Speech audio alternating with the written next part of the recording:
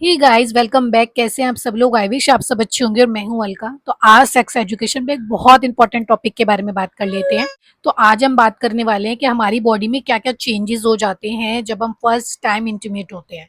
ठीक है, तो अब मैं थोड़ी सी डीप टॉपिक की तरफ जा रही हूँ। तो मैं बहुत साफ भाषा में बोलूंगी, जैसे मैंने अपनी सारी वीडियोज में बोला कि मैं ऐसा ही बताऊंगी आपको जो आप किसी के बीच में बैठ के देख सकते हो। कोई वल्गर वर्ड में यूज नहीं करती हूँ, मैं वैसे भी नॉर्मली यूज नहीं करती हूँ। ठीक है, तो इस टॉपिक पर बात करते हैं। कुछ 4-5 चीजें ऐसी जो आजकल लोगों ने बहुत टैबू बना रखा है, लोग डरा के रखते हैं, जिससे दोनों लोग प्रेशर में रहते हैं। ठीक, तो उस प्रेशर को रिलीज करने के लिए कि क्या क्या फैक्ट, एग्जैक्ट बहुत सारे मिथ्स हैं, हम फैक्ट की बात करेंगे कि फैक्ट क्या क्या होते हैं। तो आज इस टॉपिक पर बात करते हैं। अगर आप मेरे चैनल पर फर्स्ट टाइम आए हैं तो चैनल को सब्सक्राइब जरूर कीजिएगा और लास्ट में सेक्स एजुकेशन प्लेलिस्ट खोलकर बाकी वीडियोस देख लीजिएगा, तभी आपको ये आगे की वीडियो अच्छे से पहले एक बहुत बड़ा मिथ ये है कि आफ्टर योर फर्स्ट इंटीमेसी आपकी जो पूरी बॉडी है ना वो चेंज हो जाती है। ऐसा कुछ नहीं होता। बॉडी कैसे चेंज हो जाएगी? ठीक, हमेशा जब आप अपने रूटीन में कुछ एक्स्ट्रा ऐड करते हो या फिर आपको लगता है आपका रूटीन थोड़ा सा चेंज हो रहा है, तो आपकी बॉडी कुछ दिन तक कुछ अलग रिएक्ट करती है, बट चेंज नहीं होती। बॉडी आपकी वो ही रहती है। और किसी किसी की तो कुछ दिन भी अलग रिएक्ट नहीं करेगी, बहुत नॉर्मल वे में रिएक्ट करेगी। ये बॉडी टू बॉडी डिपेंड करता है। बट ऐसा कुछ नहीं है कि फर्स्ट टाइम इंटीमेसी के बाद जो आपकी बॉडी है वो फुल्ली चेंज हो जाएगी। तो आप इस चीज को बिल्कुल भी माइंड में मत रखिए कि ऐसा कुछ भी होता है। सेकंड मिथ एक लोगों में बहुत ज्यादा है कि जो ब्लीडिंग है ना वो जरूर होती है।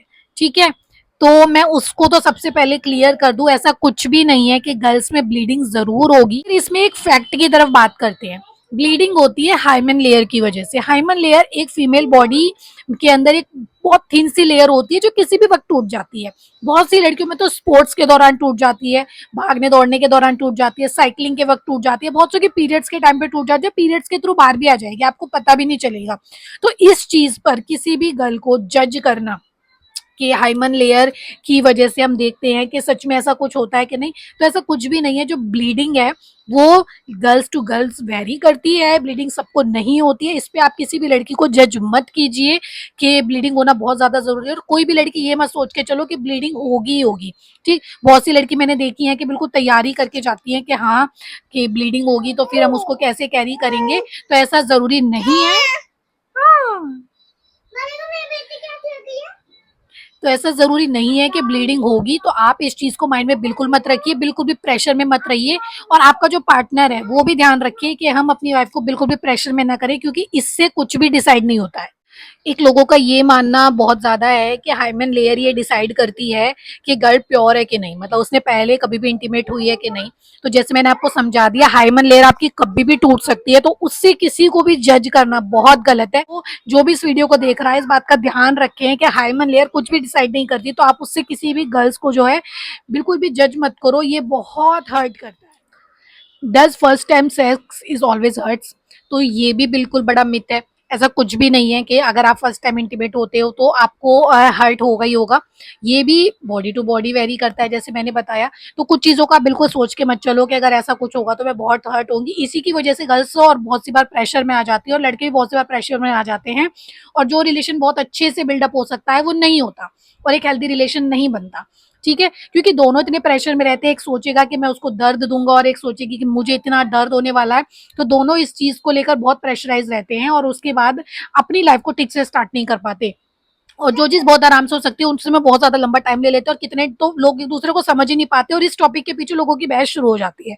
ठीक है, तो ऐसा बहस नहीं करना, अपने आप को काम रखना है। जितना आप अपना आपको काम रखेंगे सारे जो वर्क है आपके वो स्मूथली। और एक बहुत इंपॉर्टेंट, अगर आप पेन में हो या आपको लग रहा है कि आपको पेन हो रहा है, तो अगर वो पेन जो है वो बहुत ज्यादा है, मतलब इतना ज्यादा कि आप बर्दाश्त नहीं कर पा रहे हैं, तो आपको डॉक्टर विजिट जरूर करनी है। मतलब ये भी नहीं कि अगर आपको ओवर एक्सेसिव पेन हो रहा है तो आप ये सोचो कि नॉर्मल है। ये नॉर्मल नहीं है, ये फिजिकल चेंज आप में नॉर्मल नहीं है। तो उसके लिए आपको डॉक्टर को विजिट करना ही पड़ेगा, देखना ही पड़ेगा, डॉक्टर के पास जाना ही पड़ेगा कि आप कितने ठीक हो।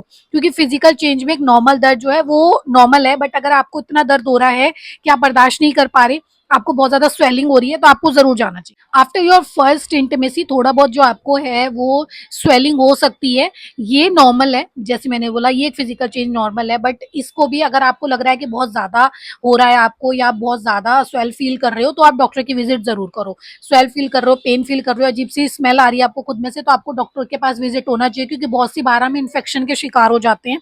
ठीक है, कोई अपनी बॉडी को इतना चेक नहीं करा के रखता है कि हमें इतने इन्फेक्शन है कि नहीं है, बट जब दो लोग फर्स्ट टाइम इंटीमेट होते हैं तो इन्फेक्शन चांसेस जो है वो बहुत ज्यादा बढ़ जाते हैं, तो उससे आपको केयरफुल रहना है। सो आई विश आपको ये अच्छी वीडियो लगी होगी, मेरी बातें आपको क्लियर समझ में आई होंगी कि आप आराम से उसको देख सके, सुन सके और शेयर कर सके। सो आई विश आपको ये टॉपिक अच्छा लगा होगा, और अगर अच्छा लगे तो वीडियो को लाइक, चैनल को सब्सक्राइब, शेयर जरूर कीजिएगा। Bye guys.